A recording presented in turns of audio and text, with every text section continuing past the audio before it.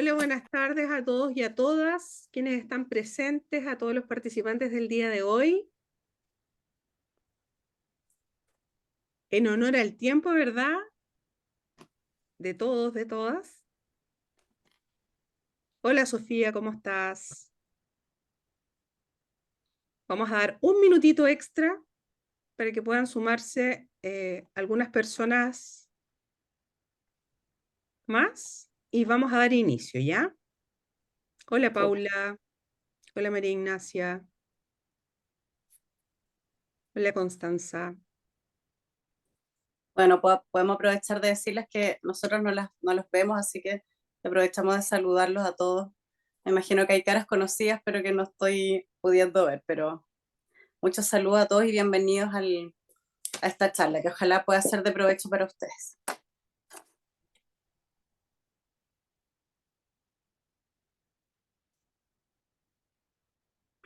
Hola Valeria.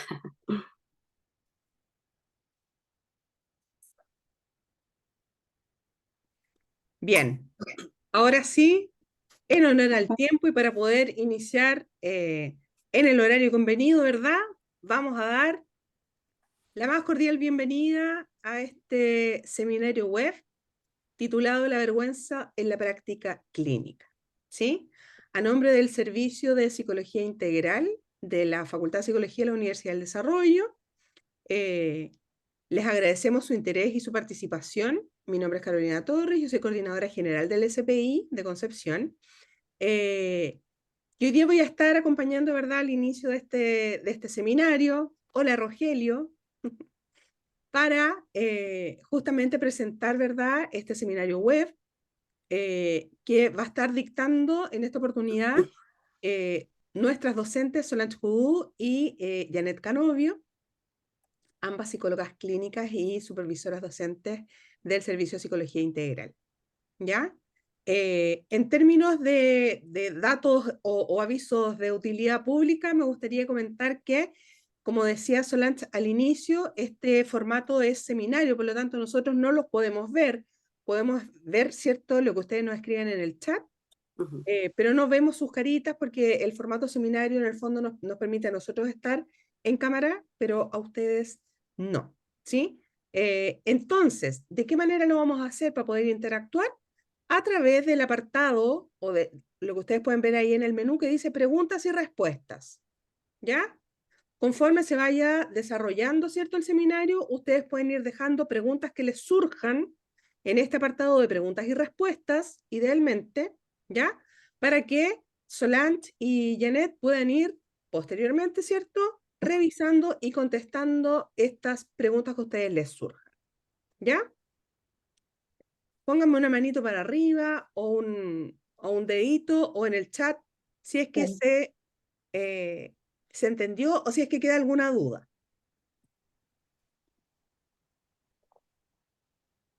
Súper, está bien, muy bien. excelente. Ya pues, entonces con una Partamos. alta participación vamos a dar inicio entonces al seminario web. Los dejo a Ujú. continuación con Solange y con Janet. Gracias, Karen. Gracias. Bueno, yo los saludo también. Mucho gusto de estar acá. Vamos a dar inicio a este seminario web. Eh, Solange, ¿tú querías decir algo? Quería quizás, antes de partir, había pensado en contar un poco los objetivos o lo que quisiéramos como transmitir o lograr en la charla, pensando que es 1 hora 10 que pensamos, suelen ser de 1 hora, pero pensamos un poco más porque siempre se nos hace justo el tiempo, que tiene que ver con poder transmitir la relevancia de la vergüenza como emoción importante en el desarrollo humano, la relevancia que tiene el abordaje en la clínica, eh, que es importante porque es una emoción muchas veces silenciada y que tiene poco lenguaje en el cotidiano, en el desarrollo y también muchas veces en la clínica, que tiene distintas manifestaciones clínicas que hace a veces complejo identificarla también, eh, y que el trabajo con la vergüenza también requiere ciertas habilidades terapéuticas importantes que es bueno que podamos dialogar y conversar. Un poco que eso sería el objetivo hoy día de ojalá lograr en esta hora 10 minutos. Eso. Y muchas gracias por Bueno, estar acá y ojalá les sea de verdad de utilidad lo que podamos dialogar. muy bien. Gracias, Solange. Bueno, vamos a comenzar. Primero, esta lámina representa a la vergüenza, ¿no? Ustedes, no sé, todos deben haber visto la película Intensamente y, bueno, como vemos ahí, ¿cierto? Hemos puesto a la vergüenza que, como comentábamos con Solange en la mañana, tiene una característica particular que es muy grande, ¿no? Muy grande y además muy cubierta, ¿no? Está muy cubierto la vergüenza. Pasemos a la batalla. Creo que representa bien lo que es, ¿no? Graficaron bien eso. Bueno, vamos a ver qué es la vergüenza, ¿cierto? Lo primero, ¿cierto? Que es una emoción muy intensa, autoconsciente y totalizante, ¿no?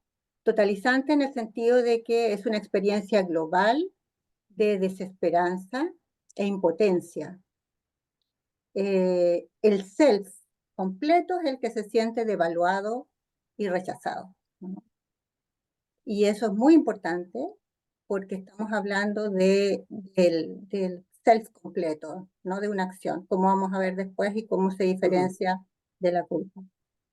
Se manifiesta con deseo de ocultarse, parálisis emocional, dificultad para expresarse, tiene una dimensión corporal, preverbal y relacional profunda, como vamos a detallar más adelante. La próxima, porfa. Hay algunas diferencias con la culpa, ¿no? Quisimos resaltarlos también. Resalta esta diferenciación en el sentido de que la vergüenza, bueno, afecta al ser completo, como dije recién. En cambio, la culpa está relacionada con una acción concreta, ¿no? Se siente culpable de algo, nos sentimos culpables de algo, algo que hicimos o no hicimos. Genera ocultamiento, retraimiento, ¿no? El deseo de esconderse, de arrancar, ¿no? En cambio, la culpa motiva reparación y acercamiento, ¿no? Puede ser en el fondo menos intensa y genera el deseo de corregir en el fondo el error, ¿ya? Hablamos de que es menos intensa que la vergüenza. Recordemos que la vergüenza afecta al self completo, entonces en general se vive muy intensamente. Es más visceral, menos verbalizada la vergüenza, entonces más abrupta, ¿no? Tiende a paralizarnos. En cambio, la culpa es más mentalizada, más compartida, hay más reflexión en el fondo, más distancia con el cuerpo. Y la vergüenza implica un juicio sobre quién soy, ¿no? A diferencia de la culpa que implica un juicio sobre lo que hice, ¿ya? También señalar que, bueno, aquí muchos sentimientos de vergüenza son registrados muchas veces como culpa, ¿no? Por ejemplo, esto de que siento que no soy suficiente, ¿no? Para mi pareja o no le doy lo que ella necesita, por ejemplo. Otros son registrados como rabia, no sé hasta cuándo, ¿cierto? Sigo haciendo las mismas estupideces, por ejemplo, ¿no? Y bueno, y otras veces registrado como miedo a enfrentar situaciones, ¿cierto? Donde se pone en juego la valoración del sí mismo. La siguiente, por favor. Estaba pensando en lo que contaba Janet recién, que lo que se plantea es lo interesante de pensar con la vergüenza es que es una emoción muy egocéntrica, porque cuando tenemos otras emociones como rabia, culpa, miedo, tiene también harto que ver con lo que pasó con otros. Por ejemplo, la sensación de que alguien me está atacando o de que estoy enojada porque alguien hizo algo que no me parece. el miedo de que alguien sea injusto, me agreda, qué sé yo. Pero la vergüenza, como decía Janet, la culpa también con algo que hice, pero que puedo tomar una parte de mí, ¿cierto? En cambio, la vergüenza tiene que ver con quién soy. Y en ese sentido, la vergüenza estaría muy ligada al desarrollo de la identidad. Eso es algo que me ha hecho también querer estudiar más sobre la vergüenza, porque creo que está muy arraigado y es una emoción muy egocéntrica en ese sentido. No es como algo que hice o algo que me hicieron o algo que temo, sino es quién soy yo. Qué tan buena soy, qué tan capaz soy, qué tan suficiente soy. Lo que traemos aquí es el valor adaptativo de la vergüenza, porque como toda emoción y como todos sabemos, las emociones tienen una función adaptativa y tiene que ver con, de alguna manera, ayudar a adaptarnos y a vivir en grupos sociales, ¿cierto? Y en ese sentido, Alan Shore plantea que la vergüenza no tiene una cualidad solo negativa, incómoda, molesta, sino que tiene el valor de ayudarnos a corregir de alguna manera nuestra conducta y sería entonces un mecanismo de autorregulación social. Si lo pensamos, ¿cuántas veces hemos estado en alguna situación donde alguien tiene conductas muy inadecuadas y uno dice, ¿cómo a esta persona no le da vergüenza? ¿Cierto? En ese sentido, una falta de vergüenza no es algo positivo, así como tener mucha vergüenza tampoco es algo positivo. El exceso de vergüenza nos inhibe, nos hace, claro, escondernos, nos quita nuestro potencial, nos quita agencia personal, pero la falta de vergüenza nos puede llevar a cometer atropellos, ¿cierto? Traspaso de límites, poca empatía, etc. Dice que actúa como un freno conductual, en el sentido su función principal es evitar el rechazo social, facilitando la adaptación. Entonces pensemos desde las tribus en adelante, el que algo nos dé vergüenza nos hace finalmente adaptarnos a lo que se espera que hagamos socialmente. Cuando hay mucha vergüenza y mucha inhibición, o cuando hay muchas normas sociales muy rígidas, por ejemplo, ahí la vergüenza, claro, que termina siendo un impedimento.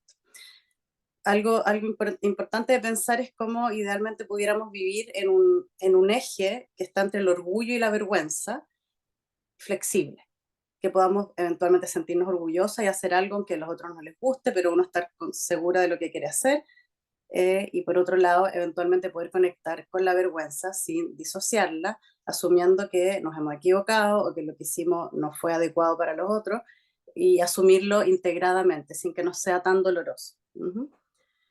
Y dice que es clave para la supervivencia, en ese sentido que sería esencial para la aceptación y la supervivencia grupal. Pensemos esto, estaba pensando en esto en las tribus, así como cuando hacían las reuniones y la persona era evaluada que seguía o no seguía, el dedo para arriba, el dedo para abajo. Se supone que de ahí viene también nuestro temor a la exposición grupal, ¿cierto? Que somos expuestos ante la mirada de todos, que nos evalúen y que vean si somos dignos o no somos dignos. Hoy en día experimentamos sentimientos de vergüenza ante situaciones como esta, exponer ante un grupo, dar una charla, dirigir una jornada, y a veces lo vivimos con una ansiedad como si se tratara un poco de vida o muerte, cuando en el fondo no lo es. Tiene antecedentes primitivos en ese sentido, de que la exposición social y la valoración social en muchos momentos de nuestro desarrollo como especie fue muy relevante. La otra, porfa. Es un poco lo mismo, tiene que ver con el desarrollo de la autoestima y cómo en el fondo el niño aprende a comportarse, voy a correr aquí, aprende a comportarse y lo primero que ocurre en el desarrollo es que hay retos, frenos, críticas, cuestionamientos, ¿cierto? Pero ¿cómo vas a hacer eso? Ten cuidado, mira lo que hiciste, mira lo que votaste, le pegaste a tu hermanito, no puedes gritar de esa manera, etc.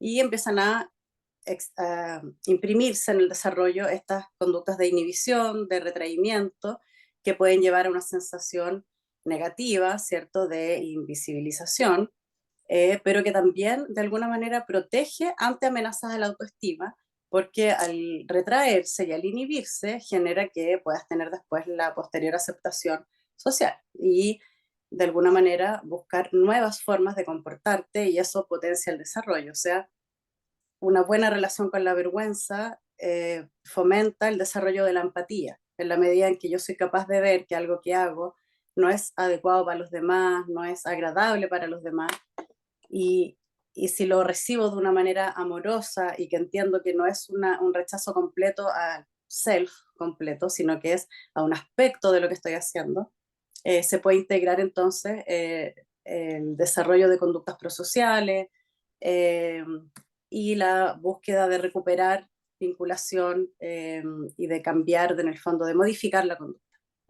Ese sería el valor social de la vergüenza, pensando en que no es solo una emoción incómoda, como toda emoción, siempre tienen un lado ingrato, pero tienen otra parte importante y necesaria. La otra, por favor. Gracias, Flor. Sí. Aquí vamos a ver el desarrollo temprano de la vergüenza, ¿verdad? Temprano porque, bueno, como decía Sol recién, desde pequeñitos, ¿cierto? Estamos diciéndole a nuestros hijos, seguro que en este seminario hay papás, les estamos diciendo desde pequeñito, cuidado, no hagas esto es peligroso, etcétera, ¿no? Eso ocurre principalmente en el segundo periodo crítico del desarrollo, que es más o menos entre los 12 y 18 meses, pero pensamos que también cuando yo creo que desde los 6, 8 meses también es posible que ella sienta vergüenza. Pero donde más se ve esto es en el segundo periodo crítico, o sea, 12 a 18 meses, donde justamente el bebé, ¿cierto?, se vuelve mucho más móvil, ¿no? Explora mucho más el entorno, ¿no? Aumentan entonces las interacciones, ¿cierto?, con el cuidador, hay mayor estrés mutuo, ¿cierto?, y posible más faltas de sintonía afectiva, ¿ya? Por lo mismo, ¿no? El niño ahí está más propenso a ser frenado, a ser contenido por, bueno, ya sabemos, por las conductas riesgosas o muy demandantes, ¿no? Aquí el rol central de la vergüenza en esta etapa justamente es la regulación, ¿no? La regulación de esto es muy clave para el desarrollo socioemocional del bebé, ¿no? Y entonces, ¿cómo se hace para que eso pueda evolucionar bien, ¿no? Hay que estimularla levemente, o sea, que el niño perciba que ciertas conductas efectivamente no son adecuadas, ¿no? Pero al mismo tiempo hay que regularla con contención, en el fondo, para que no se internalice, ¿cierto?, una imagen negativa de sí mismo, ¿no? O sea, se estimula, pero se contiene, ¿no?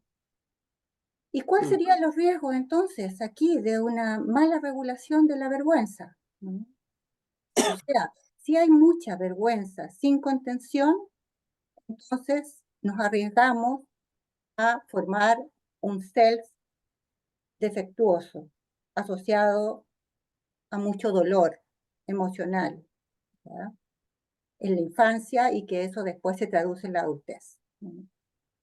Y si hay una ausencia total de vergüenza, bueno, algo decía Solange recién, ¿cierto? Refleja falta de límites o abandono emocional, afectando la autorregulación y la empatía. Entonces, bueno, como vemos, es muy importante el desarrollo, cómo se vaya dando esto, cómo se vaya moldeando, y hay una función, ¿cierto?, adaptativa de la vergüenza moderada, ¿no? Entonces, es muy importante esa parte y favorece el desarrollo, ¿cierto?, de la tolerancia a los afectos negativos, la autocorrección, ¿no?, la transición desde estados desregulados a estados regulados, ¿no? Y bueno, como ya hemos dicho, como base a una buena autoestima, ¿no?, saludable. Creo que ahí estamos, ¿sí? ¿Puedes volver un poquito solo para un comentario? Pensaba que con esto que estamos hablando de que la vergüenza es menos mentalizada, en general ha habido en la vida menos lenguaje, menos palabras, menos reflexión asociada a la vergüenza. Quizás con los niños solemos pensar ya como que se enojó, o que se puso celoso, o que son mañas, o que se frustró. Quizás tenemos, claro, tenemos cercanía con distintos conceptos y fenómenos o procesos que le pasan a los niños, pero no es tan común escuchar que los padres o cuidadores o tíos no sé, tías del jardín, etcétera, empaticen con la vergüenza. Como, oh, ¿sabes qué? Creo que le está dando vergüenza a este niño, no lo veo y lo hemos conversado en algunos grupos, parece ser menos común que otras emociones. Y da la sensación que es porque a todas las personas nos cuesta procesar la vergüenza. Y por esa razón, si un papá, una mamá, no tiene bien internalizada y mentalizada la vergüenza, es difícil que pueda empatizar con la vergüenza del niño. Entonces podemos decir, ya se amurró, ya se picó, ya no tolera las críticas, qué sé yo, y no ver que un niño puede sentirse profundamente avergonzado cuando es regañado en público, cuando le dicen, ya estás tonteando de nuevo, qué sé yo, desde estoy diciendo cosas leves, sabemos que hay personas expuestas a críticas mucho más severas que lo que yo estoy diciendo. Entonces, lo que se plantea es que a la medida en que los cuidadores tengan la vergüenza disociada de su experiencia, difícilmente puedan mentalizarla con sus hijos y que sea una emoción, una experiencia integrada, ¿cierto? Eso. La siguiente, Aprovechar, por sí, espera un poquito, aprovechar de decir también un poquito aquí, a propósito de cómo se va desarrollando la autoestima, es el equilibrio del que tú hablabas, Solange, el equilibrio entre la vergüenza y el orgullo, que es bastante delicado y es muy relevante ahí en el desarrollo, ¿cierto? Porque lograr una vergüenza moderada es súper necesario para la autocrítica, ¿no? Para el impulso al cambio, ¿no? Es sustancial, entonces sí que es importante. Y por otro lado, el orgullo moderado también, ¿no? Para tener una autoconfianza y un buen nivel de autoestima, ¿no? Entonces, estamos en este eje que tú hablabas de vergüenza, orgullo, ¿no? Ahora sí. No sé si me voy a detener porque estos temas van a aparecer en algún momento más adelante. Son algunos autores que hemos leído que hablan sobre la vergüenza. Alan Shore ya lo mencionamos después, recién, él es un neurocientista. Él dice que, por ejemplo, él plantea que la vergüenza es un afecto central en el desarrollo humano, dice que todos los patrones de apego desorganizados, de apego inseguro, tienen relación con una mala relación de la vergüenza, que la mentalización de la vergüenza favorece el vínculo de apego y que a la vez un buen vínculo de apego favorece una buena mentalización de la vergüenza y viceversa, y lo vincula con el desarrollo de la empatía y la vinculación temprana, la autorregulación temprana, perdón. Morrison es un autor que si lo buscan ha escrito muchos libros y artículos sobre la vergüenza y él habla del lado oscuro del narcisismo. En el fondo, cuando hablamos de narcisismo, hablamos de esta cáscara grandiosa, ¿cierto? Que lo que esconde es en un sentido muy negativo y deficitario del sí mismo. Y en el fondo lo que estamos hablando es de la vergüenza, ¿cierto? Lo que esconde este self grandioso es una sensación de un sí mismo muy disminuido. Y eso tiene mucha relación con el sentirse avergonzado, insuficiente, ¿cierto? Poco importante, poco valioso, como con una brecha muy grande entre el ideal del yo y lo que la persona siente que está pudiendo hacer en la realidad, etc. Y esta autora, Mary Ayers, habla, claro, ella enfatiza el origen preverbal, que es interesante eso, dice que la vergüenza, al ser una emoción importante en este primer año de vida, en este año y medio, donde el niño recién está, ¿cierto?, usando algunas palabras, está impresa más en el cuerpo y tiene un fuerte componente no verbal, estos deseos de esconderse, taparse la cara, el sonrojarse, taquicardia puede ser, que es la sensación de paralizarse, y que entonces en la terapia hay que estar muy atentos al lenguaje corporal, a lo no verbal, que es ahí donde vamos a encontrar mucho más las claves de la vergüenza, la mirada huidiza, ¿cierto? Al bajar la mirada, los silencios, la sensación de dificultad en verbalizar ciertas cosas, etcétera. Eso un poco quizás como una acotación de estos autores. Sí, La y siguiente. ahí mismo, Ah, quizás en lo que tú de- decías, que se inscribe en el cuerpo, ¿cierto? En la memoria implícita. ujú, ujú. En la memoria implícita, que no hay recuerdo, ¿cierto? Pero sí aparece, ¿no? Eso, Claro, ahora sí. claro, claro. Sí, sí, más adelante va a aparecer algunas, estaba pensando en algunas intervenciones, pero para no adelantarme, quizás más adelante. Ahora les vamos a mostrar un video cortito que creemos que resume y muestra varios elementos de las cosas que vamos a hablar más adelante interesantes. A ver si Andrés nos ayuda a ponerlo. Bali. What's wrong with Bali? What's wrong with Bali? It's perfectly normal. Perfectly normal. I used to go to Bali. See? Aye, for your nana. For girls, not for lads, Billy. Lads do football or boxing or wrestling. Not friggin' Bali. What lads do wrestling? Don't start, Billy. I don't see what's wrong with it. You know perfectly well what's wrong with it. No, I don't. Yes, you do. No, I don't. Yes, you bloody well do. Who do you think I am? You know quite nicely. What? What are you trying to say, Dad? You're asking for a hiding, son. No, I'm not. Honest. Yeah, Billy. Billy! It's not just puffs, Dad. Some ballet dancers are as fit as athletes. What about that Wayne Sleep? He was a ballet dancer. Wayne Sleep. Aye. Listen, from now on, you can forget about the fucking ballet. You can forget about the fucking boxing as well. I'm busting my ass with those 50 pences and you... No, from now on, you stay here. You look after your nana. Got it? Good.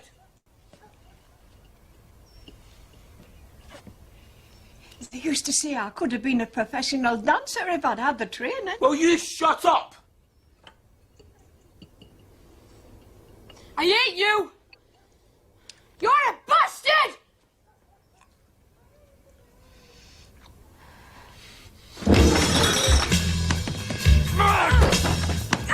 Get off!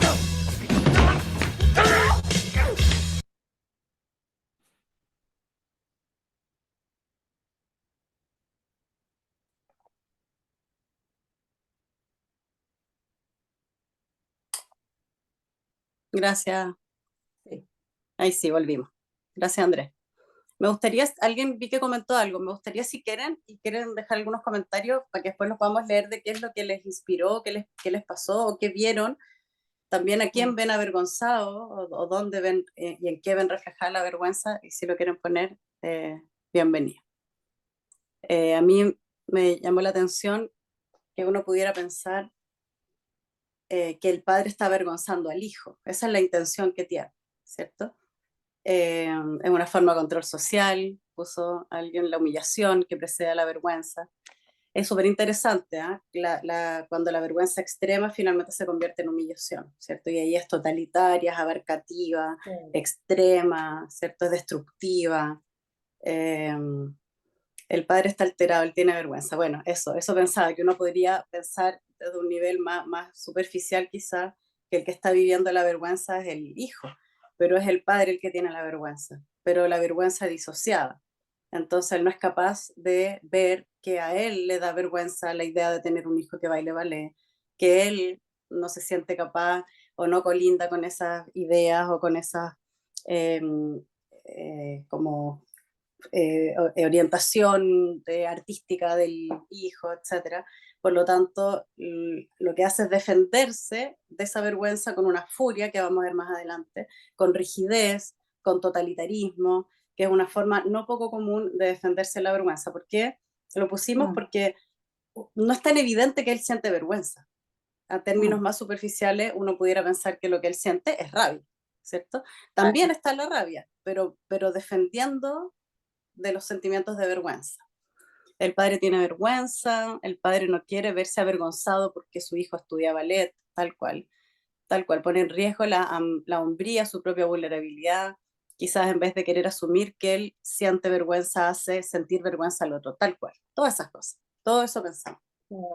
Hay una proyección de la vergüenza, ahí aparece el narcisismo, pienso, del padre, en el sentido de que ve al hijo como una extensión de un self grandioso, de un self perfecto o de un self idealizado, ¿cierto? Que el hijo sea lo que él añora que el hijo sea. Y lo que me parece interesante también es que el niño lucha, creo, entre su deseo y también en que si me someto de alguna manera a estos deseos del padre, ¿cierto? Y ahí pudiéramos pensar en que las emociones son vinculares finalmente. Entonces, por un lado él puede luchar por su deseo, por otro lado puede querer luchar por mantener el vínculo. Y ahí se podría someter y quedarse con esta vergüenza internalizada. En realidad, para ser querido, tengo que ser como los otros quieren que sea. Y se internaliza esta vergüenza en el sentido de que estoy siempre pendiente de cómo me ve el otro para ver cuánto valor tengo, ¿cierto? Que sería lo patológico de la vergüenza. Por eso me pareció bonita, representativa esa escena. Ahí vamos a comentarla más, quizás. ¿Janet? Creo que no iba a decir solamente a propósito de una pregunta que aparecía, ¿no? ¿Cómo sé cuando se disocia? Bueno, al menos en este caso, ¿no? La fuerza de la respuesta del padre, ¿no? Eso es muy indicador, ¿no? Porque es una respuesta exagerada, ¿no? Muy fuerte, ¿no? Eso. La siguiente. Justamente va a aparecer aquí. Dale. Ahora sí, las manifestaciones clínicas, entonces vamos a continuar con las manifestaciones clínicas de la vergüenza. Bueno, como ya hemos dicho, de alguna manera, ¿cierto? No suele presentarse directamente, ¿no? Se camufla un poco, muchas veces, de distintas maneras, ¿no? Y vamos a ver, muchas veces como autoexigencia extrema, ¿no? Perfeccionismo, eso se ve bastante, ¿no? En la clínica, ¿no? Como mucho perfeccionismo, ¿no? Y al mismo tiempo mucha ansiedad, ¿no? Y malestar cuando no se alcanza ese nivel de perfeccionismo. Retraimiento, conductas evitativas, ¿no? Eso es muy común, las conductas evitativas. Conductas de riesgo, ¿no? Por ejemplo, adicciones, ¿no? Así, estas conductas evitativas, ¿no? O gastos excesivos, o adicción al trabajo. La ira defensiva, ¿no? Que puede reaccionar, ¿cierto?, con enojo para proteger, por ejemplo, no sé, su imagen o su autoconcepto, justificando comportamiento, por ejemplo, o negando su error.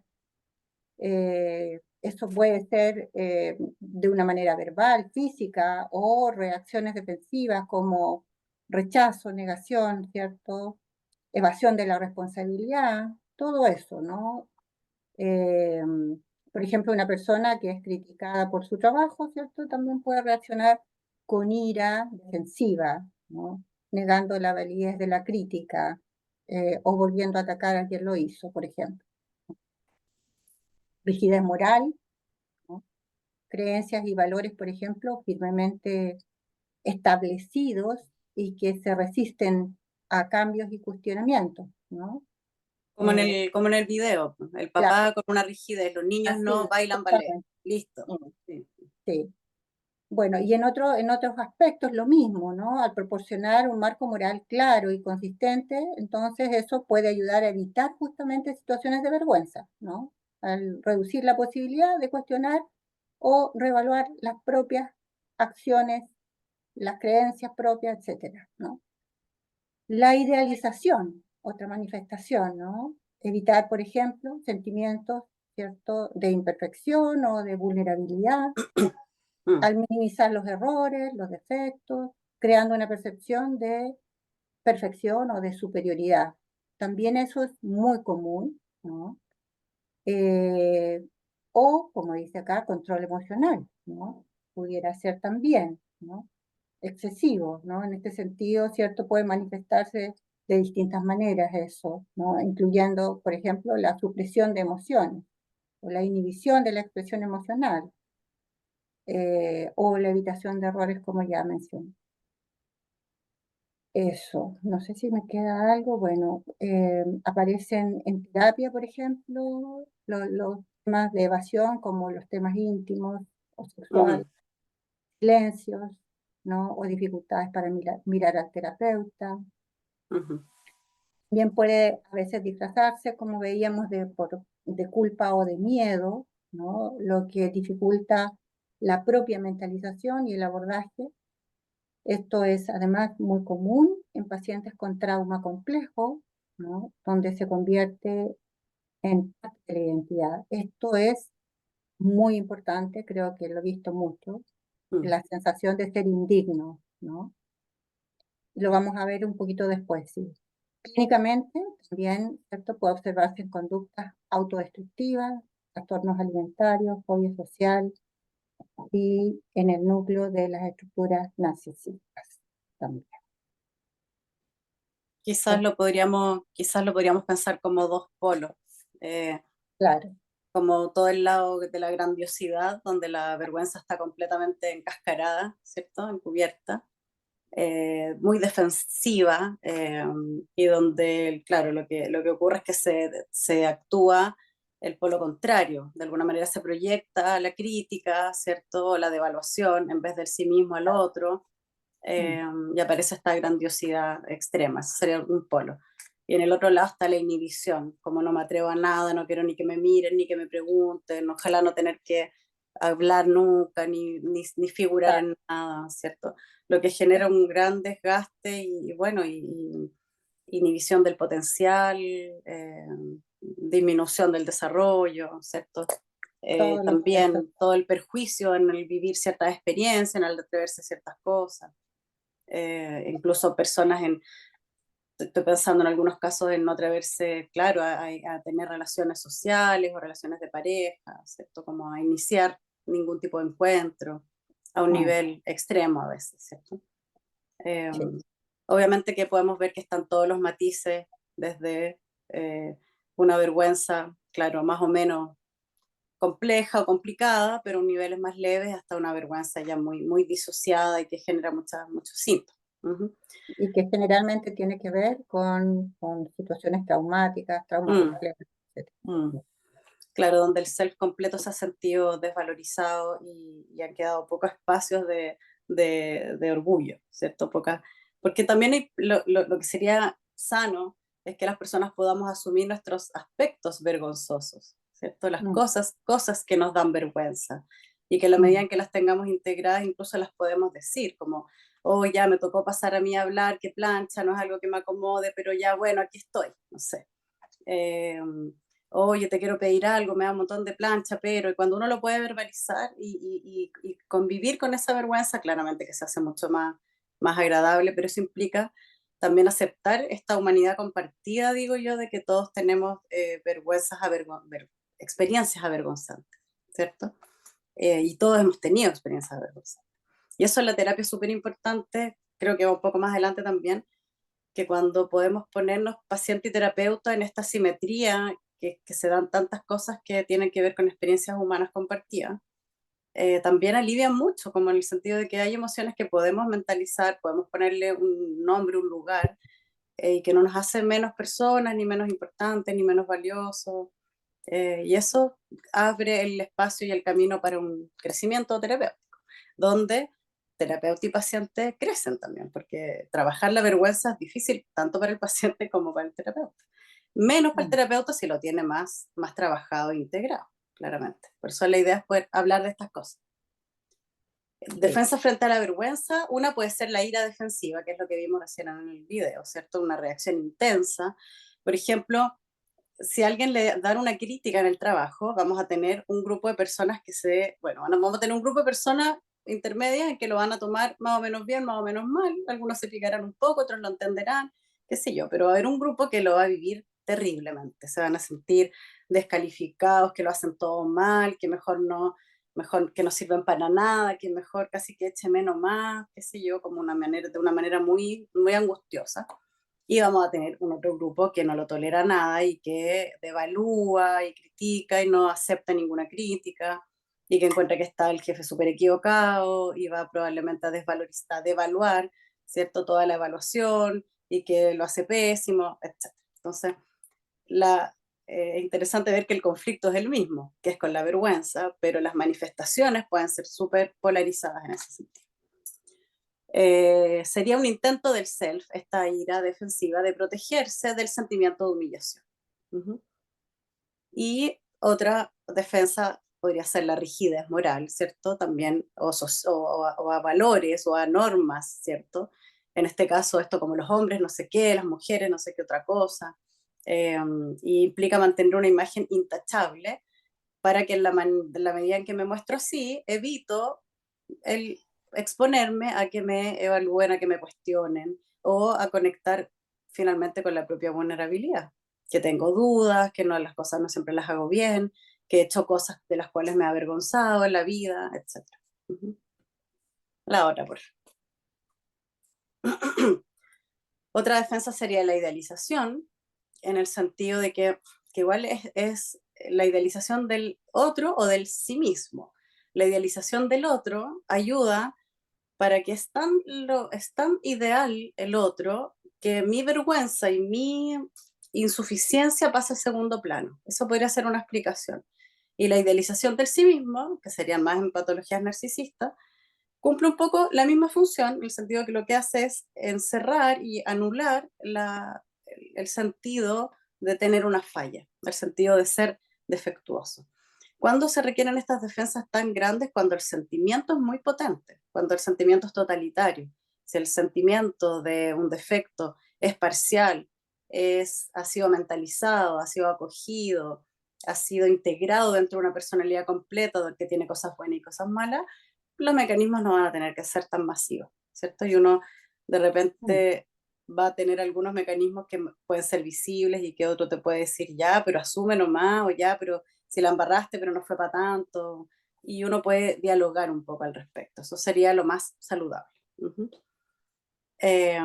Bueno, y si idealizar a otros o uno mismo, entonces protege de la indignidad, finalmente. Y la autocrítica severa dice ataques internos que evitan el verdadero dolor relacional. No sé si es exactamente esto, pero yo pensaba que es como cuando te equivocaste en algo y lo que haces es tirarte al piso y si te tiras al piso nadie te puede decir nada porque no te pueden dejar más abajo que el piso. Entonces como que lo que más van a hacer es decirte ya, pero no fue para tanto, o no es tan terrible, a todos nos pasa, que quizás puede ser una defensa también para no conectarte con que realmente te sientes mal contigo mismo, te sientes mal con una habilidad que no tienes, con algo que no te resultó, etc. Otra, por favor. En la relación terapéutica ahora, ¿no? Bueno, ya hemos hablado de que la vergüenza afecta tanto al paciente como al terapeuta, ¿cierto? Recordemos que está sobre todo anclada en lo no verbal, no ha tenido ahí muchas posibilidades, ¿cierto?, de palabras en la vida, por lo que también es difícil, ¿cierto?, que el paciente hable así abiertamente de ella. Entonces suelen evitar temas o hablar un poco por encima de esos temas, ¿no? Cuando está integrada, como decía Solange, ¿cierto? Lo voy a explicitar, ¿no? Qué vergüenza, y eso uno lo escucha también, ¿no? En las sesiones, ¿no? Qué plancha, voy a hablar de esto, me cuesta, ¿no?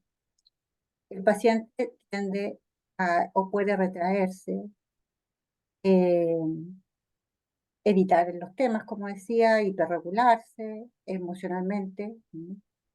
El terapeuta puede observar lo no verbal, miradas huidizas, ¿no? Evitar, por ejemplo, la mirada y el movimiento de los ojos, ¿no?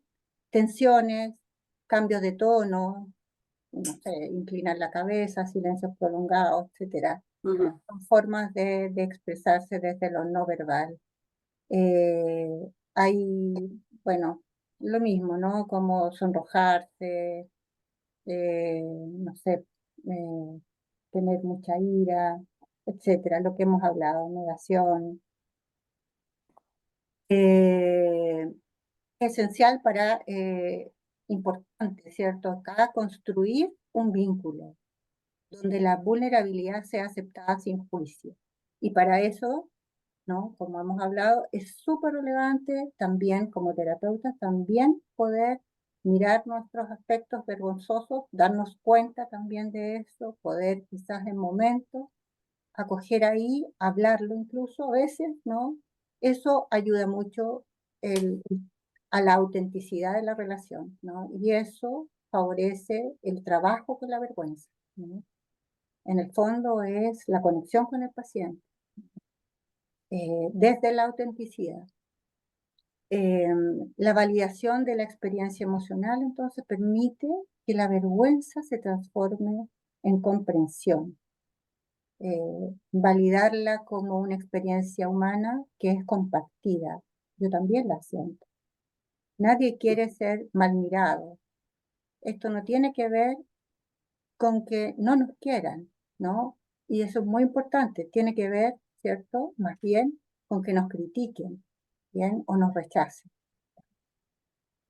Eso. A ver, ¿qué más? Yo creo que ahí. No sé, Sol, ¿quieres decir algo? No, la siguiente. Bueno, quizás algo que te saltaste, creo, no estoy segura. Andrés, por fin.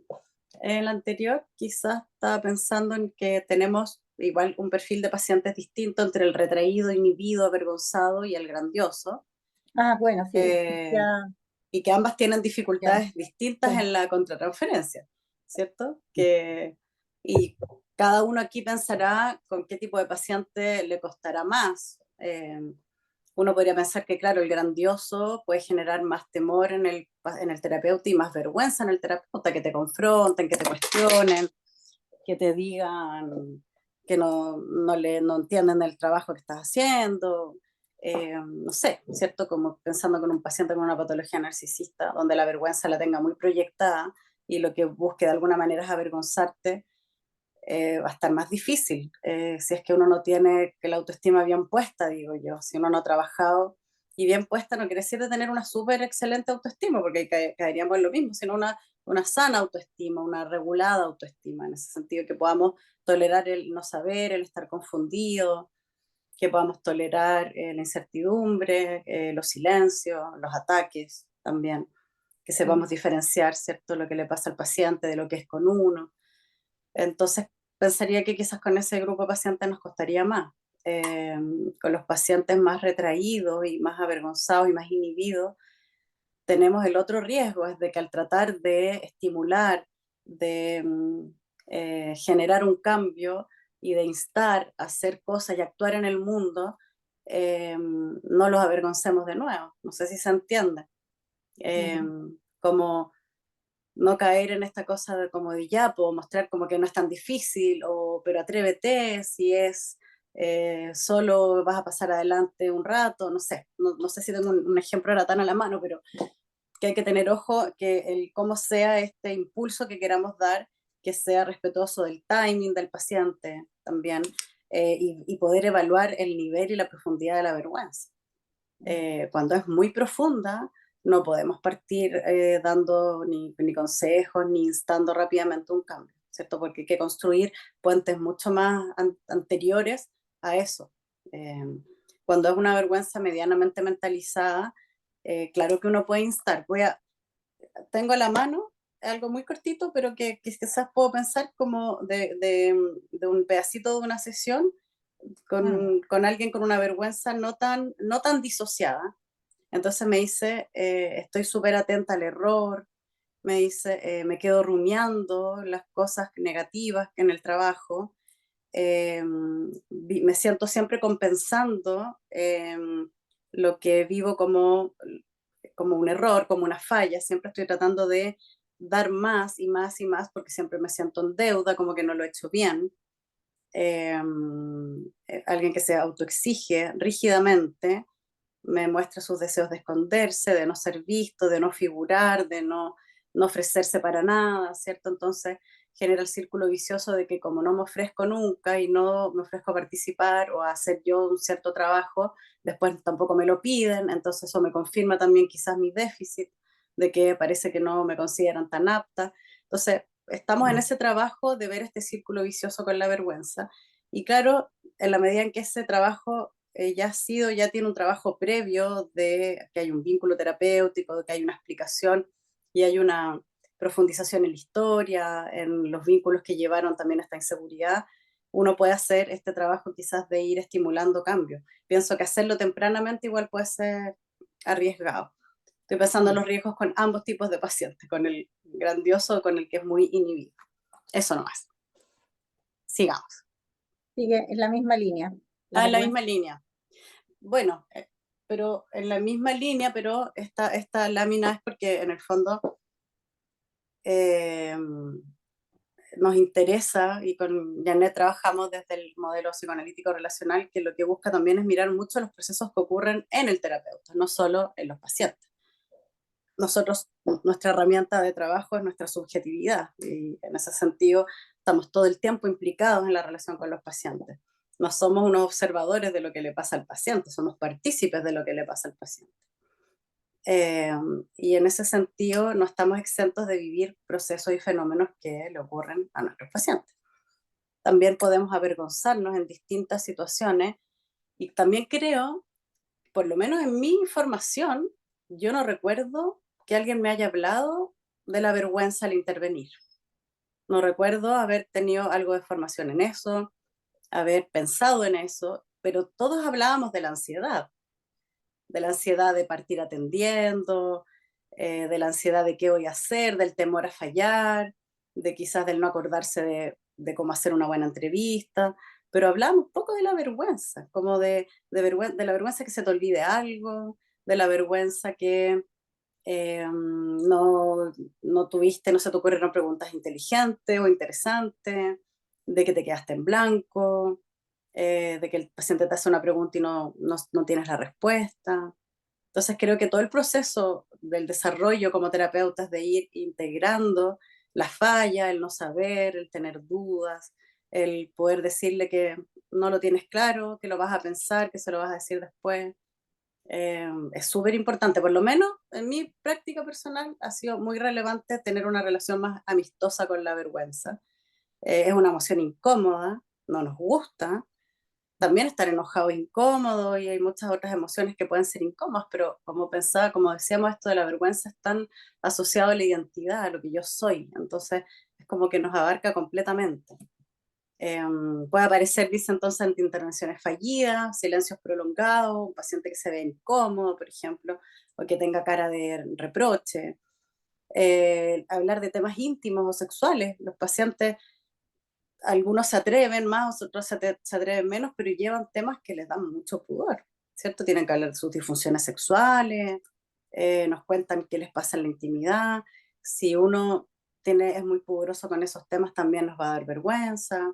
Es importante conectarse y no disociar la vergüenza en el sentido de aparecer muy rígidos, muy racionalizadores, por ejemplo.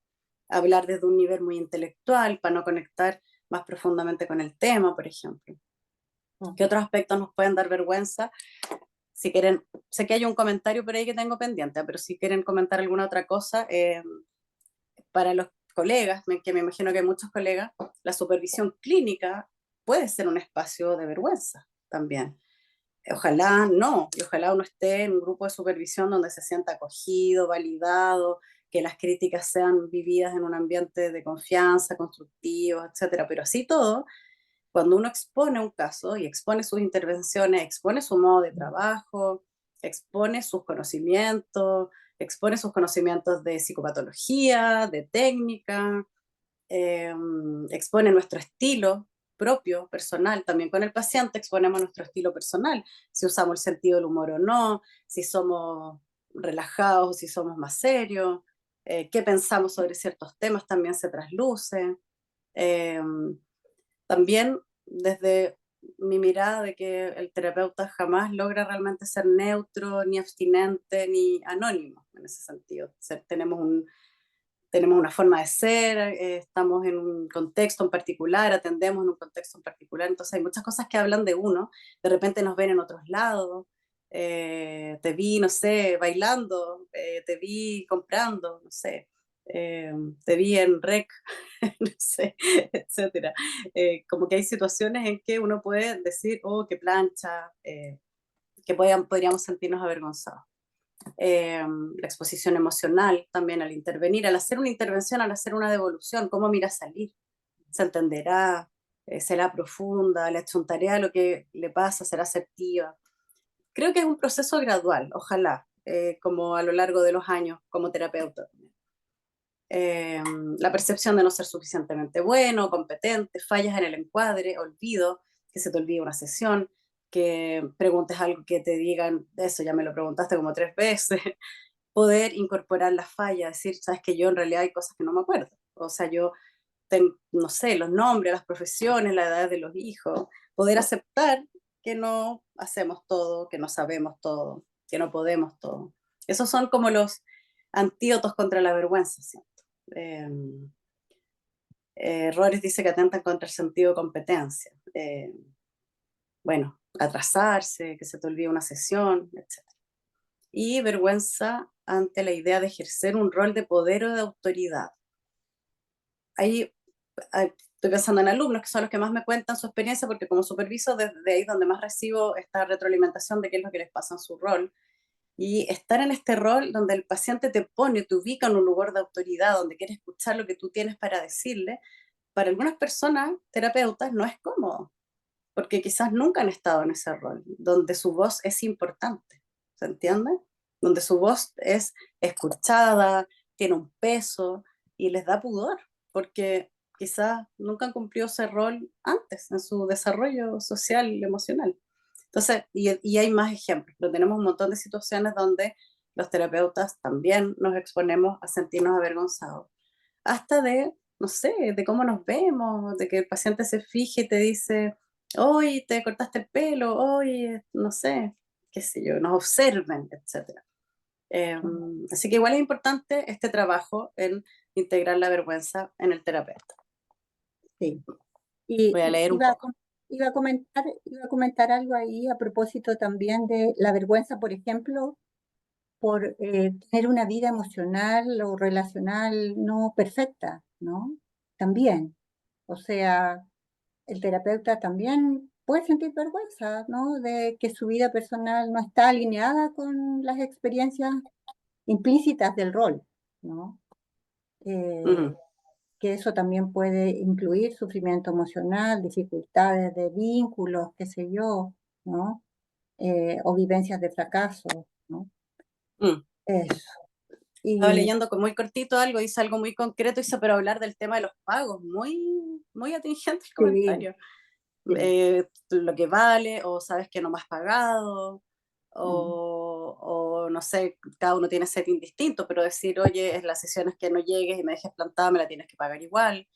La plancha también. Hay personas que no, hay terapeutas que yo conozco que lo tienen tan integrado o lo tienen tan más quizás en la línea del orgullo y tienen súper claro su actuar y no les da vergüenza, pero les dará vergüenza de otras cosas. Pero sí hay muchos que el tema de cobrar es un tema que genera vergüenza, ¿cierto? Y el otro comentario que se me ha pasado, sentir mucha vergüenza en supervisión y sentí que se me bloqueaban mis habilidades. Claro, fome esa sensación, ingrato, que en vez de que se desplieguen las habilidades, lo que hace es que se inhiben las habilidades. Gracias por los comentarios. sí, ¿Sigamos? Antes, por lo poquito tiempo que nos queda. Tuya. sí. Vamos a hablar de trauma y vergüenza. Bueno, continuamos con esto que ya habíamos adelantado algo. Bueno, si el cuidador, ¿cierto? No contiene en el fondo, ¿cierto? Al niño suficientemente, o peor aún, se acentúa una y otra vez la falla, ¿cierto? ¿Qué es lo que va a ocurrir? Finalmente el niño queda solo, ¿cierto? Sin palabras, en una experiencia en el fondo que no logra mentalizar, ¿no? Ser mentalizada y menos aún elaborada, ¿ya? Entonces creo que es súper relevante, es eso como sustancial, ¿no? Formador de cómo se va integrando la vergüenza, ¿no? Bueno, el trauma complejo, ¿cierto? En el trauma complejo la vergüenza es crónica, es profunda, es disociada, es internalizada como un defecto del ser, ¿ya? como algo difícil de nombrar, ligada al cuerpo, aparece como vacío o malestar vago, ¿ya? Mm, En pacientes no traumatizados, la vergüenza es más situacional y más procesable, como hemos hablado, ¿ya? Aquí el trabajo terapéutico entonces busca reconectar con el self valioso mediante un vínculo confiable y sostenido. Bueno, en ujú, el trauma complejo, ¿cierto? Ya sabemos lo importante que es esto de lo rechazante, ¿no? mm. Por parte de los cuidadores. Claro, La donde, perdón, nada, dale, dale. iba a decir que la terapia orientada en el fondo a promover la regulación afectiva, que va muy en la línea también de esto, ¿no?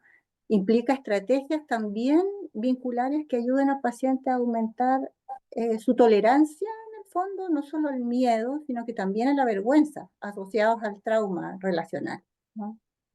Y a que los modelos de trabajo interno, en el fondo que incluyen expectativas de desajuste y vergüenza, den paso en el fondo, mediante la experiencia terapéutica, a un modelo interno basado en la confianza, en las expectativas más positivas, junto a una percepción más valiosa de sí mismo, cuando estamos hablando de este tipo de terapia con trauma relacional.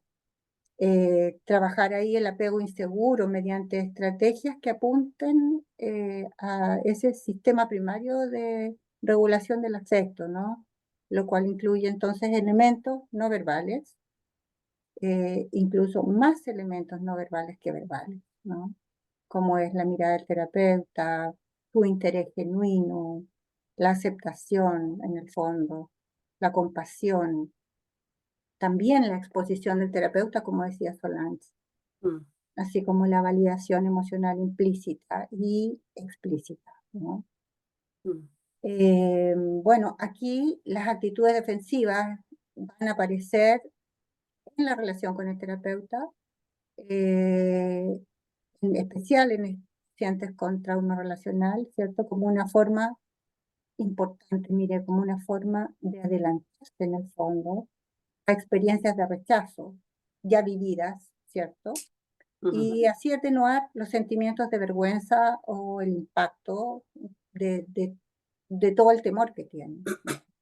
En la medida que avance el tratamiento, entonces las experiencias repetidas de confianza hacia el terapeuta se van integrando en esa memoria implícita y se convierten en nuevas expectativas del ser, ¿no? Ajá. Ahora con una reserva de recuerdos implícitos, pero con relación a la experiencia con el terapeuta. Eso. Es interesante eso, y justamente responde a una de las preguntas que es como cómo se trabaja la vergüenza, que aparecía y que la acabo de leer. Se sabe que uno no puede desaprender cosas, ¿cierto? Si uno aprendió una forma de funcionamiento, no va a haber algo que quite ese aprendizaje. Es como que yo le quiera decir a alguien que no piense en el mar, que deje de pensar en el mar. Eso no va a ocurrir nunca, y mientras más se lo diga, más va a pensar en el mar. Entonces, lo que uno hace en la terapia es introducir nuevas experiencias vinculares y nuevas expectativas vinculares, en la medida en que en la relación aparecen estas nuevas experiencias, la relación terapéutica, y también que invitamos a mirar y a experimentar y aprender y atreverse a hacer desafíos relacionales afuera de la terapia también. Es importante eso porque a veces pasa que hemos logrado con los pacientes, claro, un ambiente de confianza y de sentirse valorados en la terapia, pero eso todavía no ha podido trasladarse afuera de la terapia. Muchas veces nuestros pacientes siguen viviendo en ambientes invalidantes. Entonces les podemos pedir que practiquen esto y que ahora sí confíen de que el mundo los va a reforzar y llegan y están en su casa donde eso no ocurre. Entonces también hay que mostrar cómo hay otros espacios donde sí puedan ser reconocidos y donde también puedan mirar que todas las otras personas tienen en algún momento y en algunos momentos sentimientos de incompetencia, que eso es algo compartido y que eso no es un defecto total del self y menos algo particular de ellos, ¿cierto? Pero, y también eso uno lo logra en la medida en que puede compartir experiencias de dificultad y de frustración genuina con nuestros pacientes, donde nos ponemos en un rol humano de aspectos que son compartidos y no en un rol donde nosotros estamos sobre estas experiencias difíciles y que casi como que no nos pasaron, ¿cierto? Entonces, es un trabajo que parte, claro, desde el vínculo terapéutico y que idealmente lo podamos extrapolar después. Una cosa súper cortita con esto de la vergüenza y el trauma, que hay un autor que dice, los pacientes no traumatizados viven experiencias de vergüenza, los pacientes traumatizados están atravesados por la vergüenza. Por eso es más difícil el trabajo.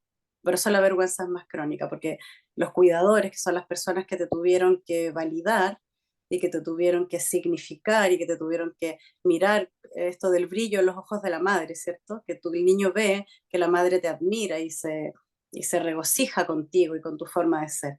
Cuando lo que recibiste es rechazo, indiferencia, imagínate, no hay ningún otro espejo, ninguna otra figura que te haga sentir importante, valioso, mucho más complejo el trabajo. La otra, porfa. Voy a tratar de hacerlo. Creo que está repetido ya lo que está aquí. Sí. Tiene que ver con crear confianza, pensando un poco en la pregunta de cómo se trabaja, ¿cierto? En validar, observar, trabajar lo no verbal, como mirar, algo te pasó, parece que te sentiste incómoda, me da la idea que te cuesta hablar de esto, quieres detenerte un poco en esto, ser muy sensible, sin juicio, quizás estoy diciendo cosas muy obvias, ¿cierto? Todos queremos trabajar así, es la idea. Respetar el ritmo del paciente también.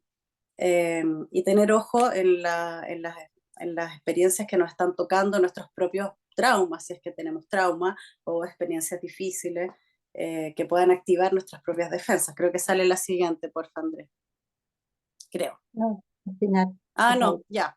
No, pero en alguna parte quizás ya la pasé, en el fondo es como también estas experiencias difíciles no activan solo defensas en el paciente, sino que pueden activar defensas en el terapeuta también, ¿cierto? Ponerse muy rígido, ponerse racionalizador, quizás evitar también nosotros mismos ciertos temas porque nos conectan con temas profundos de vergüenza propio, etcétera, como que no queremos abrir ciertos pudores, etcétera. Claro.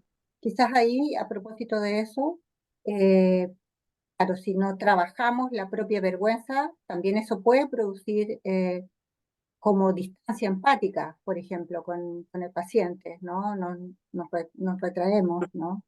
O una hipercompensación, por ejemplo, siendo muy racionales, por ejemplo, ¿no? O evitando material sensible también, ¿no? O Por ejemplo. invalidando también, o invalidando internamente al paciente, o idealizando o devaluando, ¿no? Mutuamente, ¿no? También. Eso. Y lo último, Solange. Eso, quizás no está puesto ahí algunas reflexiones, pero quizás el mensaje como importante es que pensemos en la vergüenza, que conectemos con la propia vergüenza para poder trabajarlo en nuestra práctica, que podamos sintonizar y empatizar con la vergüenza, poder conectar y saber lo difícil que es sentirse avergonzado. Imaginar, si es que somos personas que nos sentimos tanta vergüenza, imaginar cómo será sentir demasiada vergüenza, cómo será sentirse completamente inhibido, cómo será sentirse completamente defectuoso, lo duro que debe ser eso, poder plantear eso en el trabajo sensiblemente con los pacientes, sin caer en un trabajo como superficial, así de que no, si tú lo haces bien, no, si tú eres capaz de cualquier cosa, porque ustedes saben que los pacientes cuando uno dice cosas de perogrullo, o un poco con el afán de rápidamente quizás alentar, se siente, ¿cierto? Y es importante dar cabida. El otro día me pasó darme cuenta que no tomé realmente los sentimientos de incapacidad de una paciente, como hice un poco esto de quizás tratar de alentar rápidamente y después me rebobiné y me di cuenta de que era importante validar también que hay cosas que válidamente nos dan vergüenza o que nos sentimos avergonzados porque siento, no sé, que me decía que había tratado mal a su hijo pequeño y que le daba mucha vergüenza. Entonces yo quizás prontamente quise mostrar de que, bueno, esto es algo que pasa, la maternidad es difícil, se entiende como un poco normalizar, que creo que es un camino. Pero también es importante acoger la vergüenza, como le dio vergüenza, le da vergüenza y a lo mejor le sigue dando vergüenza, y es una experiencia que se puede integrar. Le da vergüenza, culpa, una mezcla. Entonces, mentalizarla y que sea una experiencia que se pueda tolerar y que no tengamos que disociarla. Eso sería un poco quizás lo que dice al final. Mentalizar la vergüenza es abrir espacio a la compasión, a la conexión y la representación de lo que no ha sido verbalizado. La vergüenza es una emoción que ha sido vivida en soledad. Cuando nos humillaron, cuando nos avergonzaron, cuando nos sentimos lo peor del mundo, cuando decimos trágame tierra, no es una vergüenza que compartimos, perdón, no es una emoción que compartamos, entonces es una emoción que vivimos escondidos. Que ahora tenga la opción de ser compartida, tener palabras y mentalizarla, abre el camino como claramente para una mayor relación con esta experiencia. Mirando los comentarios y hay uno, bueno, lo que tú acabas de decir va muy en relación a un comentario a propósito de, señala, es un vínculo en el cual se valida la experiencia, ¿cierto?, en la relación terapéutica y compartir la comprensión o la compasión o ambas cosas. Y quería un comentario acerca de eso, pero es lo que tú acabas de señalar. Bueno, quedan algunas cosas, pero dice el género, el terapeuta podría influir en la vergüenza al tratar temas de sexualidad o poder. Probablemente, no podría decir que no. Me imagino que más la forma particular de ser de ese terapeuta quizás que el género, pero probablemente que sí. Sé de pacientes por lo menos que me dicen jamás le contaría estas cosas a un hombre o al revés, y que les acomoda más cierto género y eso probablemente traiga de vuelta una mayor comodidad o no. Pero me imagino, creo que puede tener más que ver con el estilo personal desde el terapeuta, quizás. Pero sin duda que el género va a tener alguna influencia. Eso, no los veo, no las veo, espero que les haya servido, que les dé más interés quizás de leer algunas cosas. Están nuestros mails ahí al inicio, pero no sé si se puede poner de nuevo, Andrés, la página, por si nos quieren preguntar algo, pedir material. Tengo harto material del tema de la vergüenza. Alguien pregunta si podemos compartir el PPT, yo me imagino que sí. Le vamos a decir a Carolina Va a que se quedar pueda en la compartir. web. Va a quedar en la Va a web. quedar. Y va a quedar Sí. grabada, Sí. la exposición. Sí. Muchas gracias. Sí. Gracias, Janet. Gracias a todos también. Gracias, Andrés, por ayudarnos. También, sí. Y bueno, para la próxima nos veremos.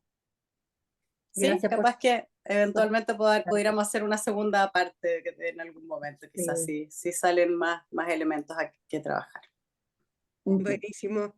Muchas gracias, Solange. Muchas gracias, Janet, por tan excelente presentación del día de hoy. Como ustedes dicen, todo el seminario quedó grabado, ¿sí? Nosotros les vamos a mandar el link, yo creo que ya durante la próxima semana, a todos los que se inscribieron en este seminario, ¿ya? Para que lo puedan revisar con más calma.